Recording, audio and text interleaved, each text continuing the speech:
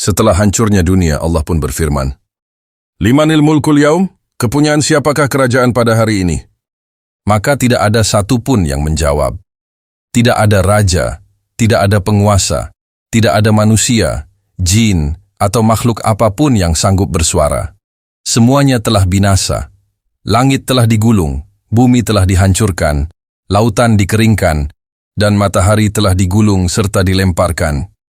Seluruh makhluk telah hancur, kecuali siapa yang Allah kehendaki. Lalu Allah menjawab sendiri firman-Nya itu, Lillahil wahidil qahar. Kerajaan pada hari ini hanya milik Allah yang Maha Esa, Maha Mengalahkan. Quran Surah Ghafir ayat 16. Langit runtuh, bintang-bintang berjatuhan, dan bumi diganti dengan bumi yang lain. Hari itu tidak ada lagi suara kecuali suaranya. Inilah saat agung yang disebut dalam Al-Quran, Yauma tubaddalu al-ardu ghaira al-ardi, wa as-samawatu wa barazu lillahil wahidi al-qahhar. Ingatlah, pada hari ketika bumi diganti dengan bumi yang lain, begitu pula langit, dan mereka, manusia, berkumpul menghadap Allah, yang Maha Esa, Maha Mengalahkan. Quran Surah Ibrahim, ayat 48. Semua yang pernah hidup telah mati. Malaikat Israfil pun ditiupkan kembali sangkakala, lalu ia pun mati. Malaikat maut yang terakhir mencabut ruh pun ikut mati. Lalu tak ada yang tersisa, kecuali Allah Subhanahu wa Ta'ala. Allah bertanya, sebagaimana dalam riwayat Syahih, Aku adalah Raja. Di manakah orang-orang yang dulu merasa angkuh? Di manakah para tiran? Di manakah orang-orang yang menyembah selain Aku?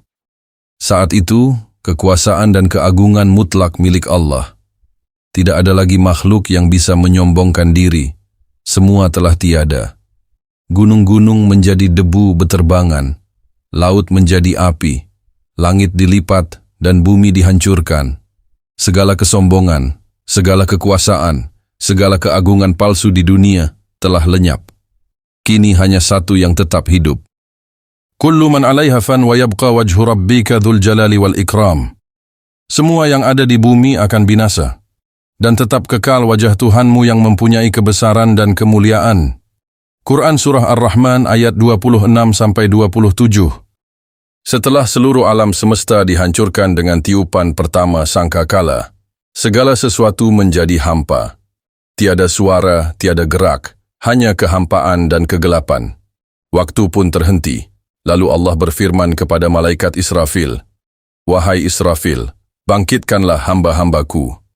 Maka ditiuplah sangkakala kedua, nafkhatul bats, tiupan kebangkitan. Bumi yang baru telah diciptakan, datar luas tak berbatas, tak ada gunung, pohon, atau tempat berlindung. Tanahnya berwarna putih cemerlang seperti tepung putih atau perak yang dipoles. Allah berfirman, kemudian ditiup lagi sangkakala itu, maka tiba-tiba mereka bangkit dari kuburnya, menunggu keputusan Allah. Quran Surah Az-Zumar, ayat 68. Makhluk pun bangkit dari kubur mereka seperti tunas tumbuh dari tanah. Dalam keadaan bingung mereka saling bertanya, siapakah yang membangkitkan kami dari tempat tidur kami? Para malaikat menjawab, inilah apa yang dijanjikan oleh Tuhan yang Maha Pengasih. Benarlah para rasulnya. Quran Surah Yasin ayat 52. Mata mereka tercengang. Tubuh mereka berdiri gemetar. Jiwa mereka kebingungan. Tidak satu pun yang bisa lari dari tempat pertemuan itu. Di padang mahsyar, semua makhluk dari zaman Nabi Adam hingga manusia terakhir dikumpulkan. Manusia, jin, hewan, bahkan para malaikat, semuanya hadir. Dataran mahsyar begitu luasnya, hingga tak terlihat ujungnya, tanpa pepohonan, bangunan, atau tempat berteduh. Pada hari itu manusia seperti laron yang berterbangan. Quran Surah Al-Qari'ah ayat 4. Setiap manusia dibangkitkan dalam keadaan telanjang, tanpa sehelai pakaian pun, tanpa alas kaki, tidak disunat, sebagaimana mereka diciptakan pertama kali. Aisyah radhiyallahu anha bertanya kepada Rasulullah, Ya Rasulullah, lelaki dan perempuan akan saling melihat dalam keadaan telanjang. Rasulullah menjawab, Wahai Aisyah, urusannya lebih dahsyat dari itu. Setiap jiwa tenggelam dalam ketakutannya sendiri. Matahari didekatkan hanya sejauh 1 mil dari kepala. Panasnya membakar kulit, langit seperti kuali yang mendidih. Manusia berkeringat sesuai dosa masing-masing. Ada yang keringatnya sampai mata kaki, ada yang tenggelam hingga lutut, bahkan ada yang sampai leher dan mulut, nyaris menenggelamkan diri mereka sendiri. Dalam hadis riwayat Muslim disebutkan, manusia berkeringat pada hari kiamat hingga keringat mereka masuk ke tanah sejauh 70 hasta dan menggenangi mereka sampai ke mulut atau telinga. Mereka menunggu di padang mahsyar selama 50.000 tahun tanpa kepastian. Bahkan bayi yang meninggal akan diberi akal dan bisa merasakan kedahsyatan hari itu. Semua makhluk tunduk dan menanti keadilan. Saat waktu yang telah ditetapkan datang, Allah turun dengan keagungan dan kemuliaannya untuk memulai pengadilan semesta. Singgasananya diangkat oleh malaikat pemikul arasy yang besar dan perkasa. Lalu, masing-masing jiwa dipanggil satu persatu ke hadapan Rabb-Nya. Tidak ada perantara, tidak ada juru bicara, tidak ada peguam. Allah berfirman, dan mereka semua akan datang kepadanya sendiri-sendiri. Quran Surah Maryam ayat 95. Satu persatu manusia diadili, diperlihatkan seluruh amalnya, dari yang terkecil hingga yang paling besar. Setiap niat dibuka, setiap kata diperhitungkan. Allah berfirman, dan kami akan mengeluarkan baginya kitab yang dijumpainya terbuka. Quran Surah Al-Isra ayat 13. Bacalah kitabmu. Cukup dirimu sendiri pada hari ini sebagai penghisab terhadapmu. Quran Surah Al-Isra ayat 14. Bagi orang beriman, hisab mereka akan ringan. Rasulullah SAW bersabda, barang siapa dihisab secara mendetail, maka dia binasa. Hadis riwayat Bukhari. Allah akan menanyai seorang mukmin tentang amal dosanya secara rahasia. Lalu Allah berfirman, aku telah menutupinya di dunia, dan hari ini aku ampuni itu untukmu. Namun bagi orang kafir dan munafik, pengadilan akan terbuka di hadapan seluruh makhluk. Mereka dipermalukan, ditelanjangi aibnya, dan dihukum dengan keadilan yang mutlak. Setelah dihisab, setiap manusia diberikan catatan amal. Orang beriman menerimanya dengan tangan kanan di depan dada. Orang kafir dan pendosa menerimanya dengan tangan kiri dari belakang punggung.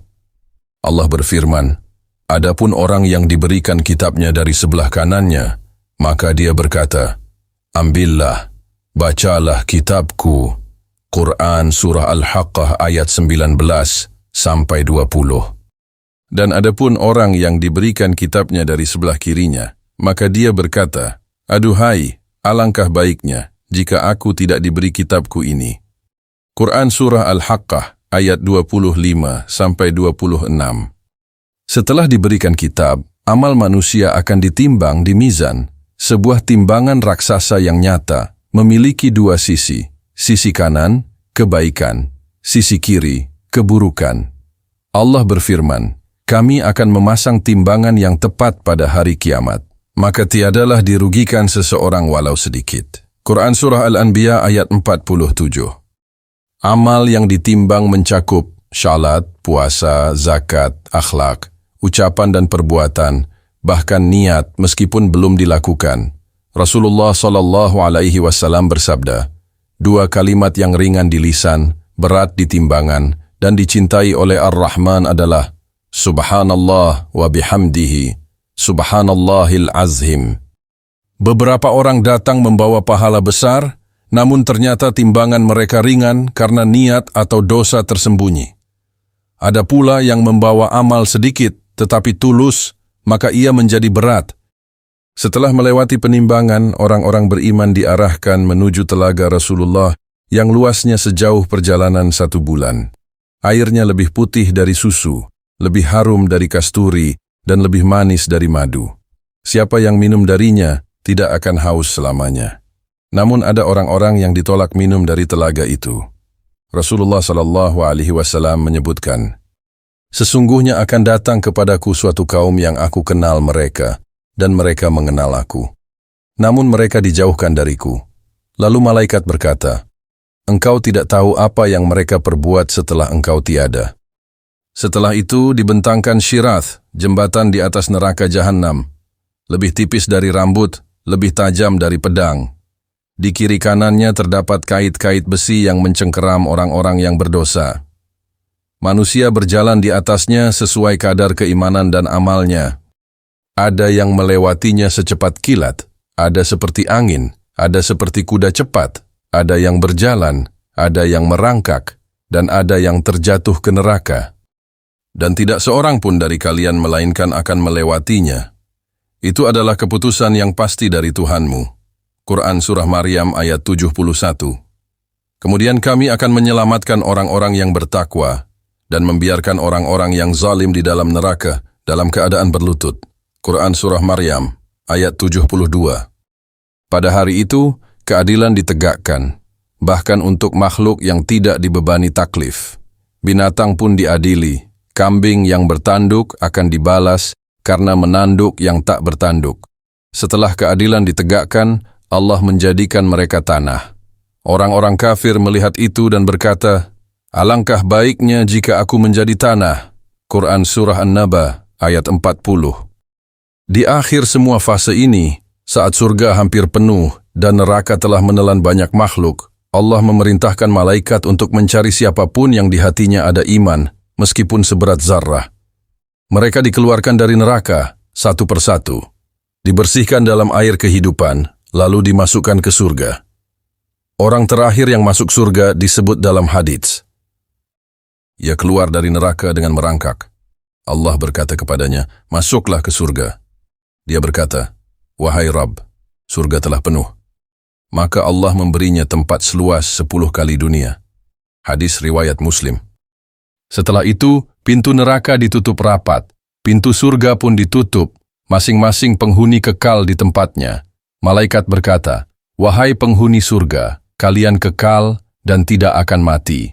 Wahai penghuni neraka, kalian kekal dan tidak akan mati." Kemudian kematian dijelmakan dalam bentuk domba putih dan disembelih di antara surga dan neraka. Maka tidak ada lagi kematian.